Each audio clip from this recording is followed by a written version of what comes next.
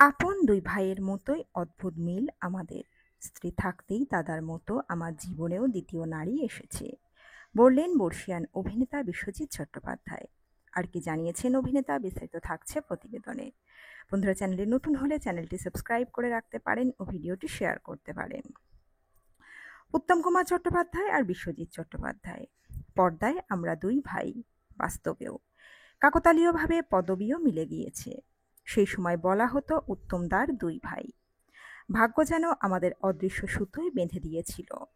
নাম, যশ, খ্যাতি, অর্থ থেকে খাওয়া দাওয়া, এমনকি জীবন সঙ্গিনী, এখানেও অদৃষ্ট আমাদের মিলিয়ে দিয়েছে। দাদা ভালোবেসে বিয়ে করেছিলেন ধনী পরিবারের মেয়ে গৌরী দেবীকে, আমি যেমন রত্নাকে। তারপরেও আমাদের জীবনে দ্বিতীয় নারী এসেছেন। উত্তম কুমারের সুপ্রিয়া চৌধুরী আমার দ্বিতীয় স্ত্রী ইরা চট্টোপাধ্যায়। বুড়ো বা তরুণ কুমার, বিশু বা বিশ্বজিৎ, দাদার বাড়ির সব অনুষ্ঠানে আমার অবারিত দ্বার। পারিবারিক অনুষ্ঠান, পার্টি, কোথায় থাকতাম না।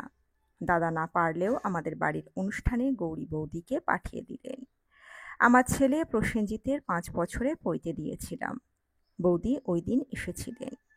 বুম্বার পা ছুঁয়ে প্রণাম করেছিলেন। আমরা হাঁ হাঁ করে উঠতেই বলেছিলেন বুম্বা ব্রাহ্মণ হলো, পা ছুঁয়ে ওর আশীর্বাদ নেব না। একদিনে কিন্তু দাদা ভাইয়ের এই সম্পর্ক গড়ে ওঠেনি। আমাদের এই সম্পর্কের অনুঘটক এমকেজি প্রোডাকশনের কর্ণধার বিমল ঘোষ। 14-15টা ফ্লপ ছবির পর উত্তমদা তখন ইন্ডাস্ট্রিতে ফ্লপ মাস্টার জেনারেল বা এফএমজি। দাদা চুপচাপ সহ্য করতেন, মাথা নিচু করে বাসে করে যাতায়াত করতেন। স্টুডিও চত্বরেও মাথা তুলে চলার মতো অবস্থা ছিল না তাঁর। এরকম সময় ঠিক হলো বসু পরিবার ছবি হবে পরিচালক নির্মল দে। উত্তমদার নাম উঠতেই সকলে বেঁকে বসলেন, কিছুতেই তাকে নেওয়া হবে না। সেই সময় বিমল ঘোষ একমাত্র ওর হয়ে বলেছিলেন, অনুরোধ জানিয়েছিলেন দাদাকে সুযোগ দেওয়া হোক। ভাগ্যিস বলেছিলেন, এই ছবি উত্তম কুমারের ফ্লপ মাস্টার জেনারেল তকমা মুছে দিয়েছিল। একইভাবে বিমলদার কংস ছবিতে অভিনয়ের পর উনি মায়ামৃগ ছবিতে আমায় নায়ক হিসেবে নেওয়ার জন্য পরিচালক চিত্ত বসুকে বললেন। উত্তমদা তখন খ্যাতির মধ্য গগনে। উত্তম দাকেও নিলেন বিমলদা এবং নেওয়ার আগে জানিয়েছিলেন আমি তার ছবির নায়ক। শুনেছি দাদা এক কথায় রাজি।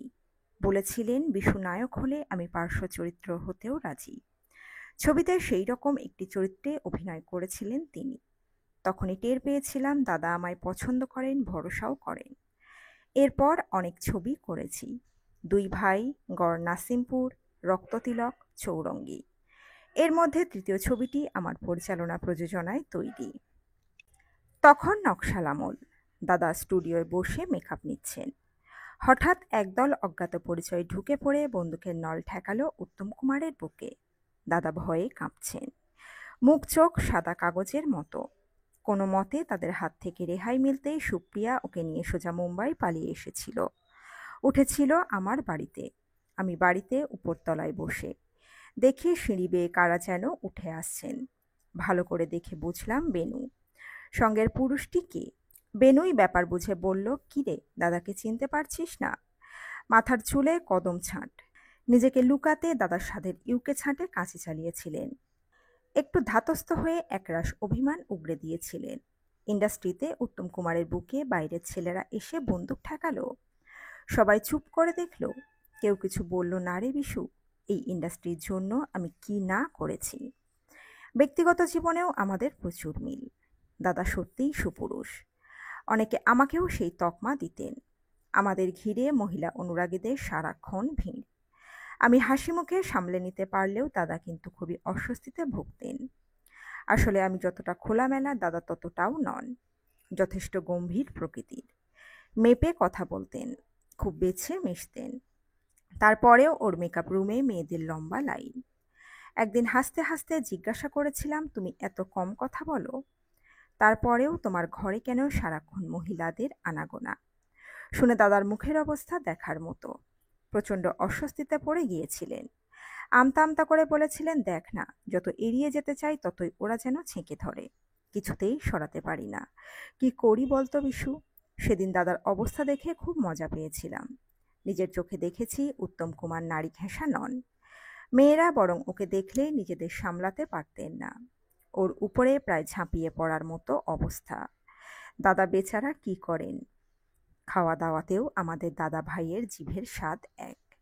মাগুর মাছের ঝোল, সর্ষে ইলিশ, ভেটকি মাছের কাঁটা চচ্চড়ি, চিংড়ি মাছের পদ রান্না হলে হাত চেটে খেতাম।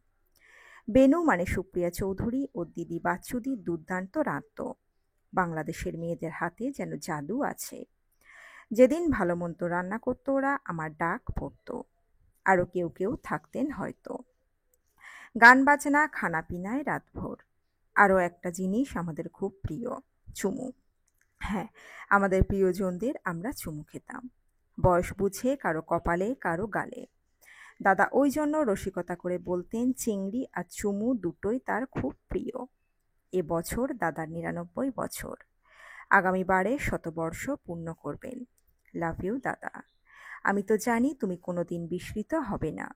যেখানে আছো সেখানেও নিশ্চয়ই তোমায় ঘিরে গুণীজনের ভিড়। সকলের মধ্যমণি হয়ে বসে তুমি। চোখ মুখ চুঁইয়ে হাজার ওয়াটের হাসি ছড়িয়ে পড়েছে। তুমি এভাবেই ভালো থেকো।